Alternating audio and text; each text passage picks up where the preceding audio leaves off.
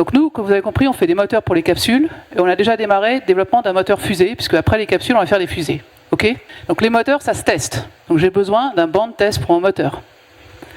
Ça fait 2 ans que je me bats dans la région où on en est, pour développer mon banc de test. Alors il n'y a pas mieux qu'un banc de test pour localiser l'emploi, parce que le banc de test, ça coûte des dizaines de millions pour un petit moteur, ça coûte des centaines de millions pour un gros moteur, donc je vais bien vous dire qu'une fois qu'il est là, on n'a pas envie de le déménager sur la région d'à côté.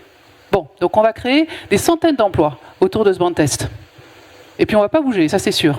Pas bouger pendant 10 ans, 20 ans, bref. On n'a pas pu démarrer la construction maintenant depuis 2 ans et demi, parce qu'il y a des problèmes de grenouilles, il y a des problèmes de vipères. Littéralement, il y a une vipère qui est soi-disant protégée, alors il faut lui trouver un autre habitat, puis comme alors elle est psychologiquement déboussolée quand on la met dans son autre habitat, l'autre habitat il doit être 3 fois plus grand que l'habitat d'origine. Je serai au Texas, je suis bien placé pour le dire parce que j'ai une fille là au Texas, 2 mois, boum, j'ai les autorisations, je fais mon banc de test. Ça, c'est un méga problème pour l'industrie. Parce que quand on a investi des centaines de millions d'euros sur une infrastructure et qu'on est à la merci du temps ou des résultats d'associations, etc., évidemment, il faut respecter l'environnement. Mais il faut avoir une balance. Et ça, ce banc de test, c'était pour tester pour la première fois au monde des moteurs verts, plus respectueux de l'environnement.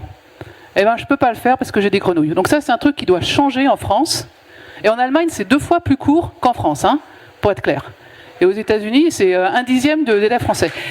La dernière chose sur laquelle j'aimerais insister, au-delà donc de l'importance d'avoir cette vision stratégique, l'importance vraiment des phénomènes vraiment de terrain, voilà, c'est l'importance de travailler ensemble en européen. Tout le monde l'appelle de ses voeux. Moi, je l'ai vécu très personnellement puisque j'ai créé la boîte le même jour, pratiquement le même jour, en Allemagne et en France.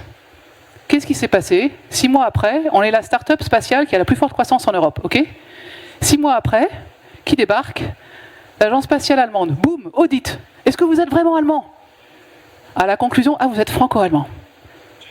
Et puis après, en France, je ne donnerai pas ni de nom ni d'institution. Ah mais non, mais elle a mis son siège en Allemagne, là-bas, elle n'est pas française, quoi. On ne va pas mettre d'argent chez elle, on ne va pas lui donner des contrats. C'est pas une vraie française. Puis il faut se méfier, hein. Les Allemands, ils nous piquent des emplois dans l'industrie, hein. Ils sont meilleurs que nous. Hein. Pas question qu'on la soutienne.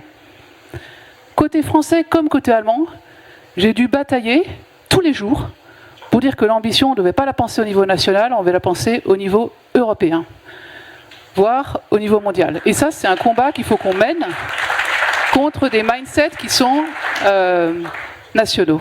Voilà.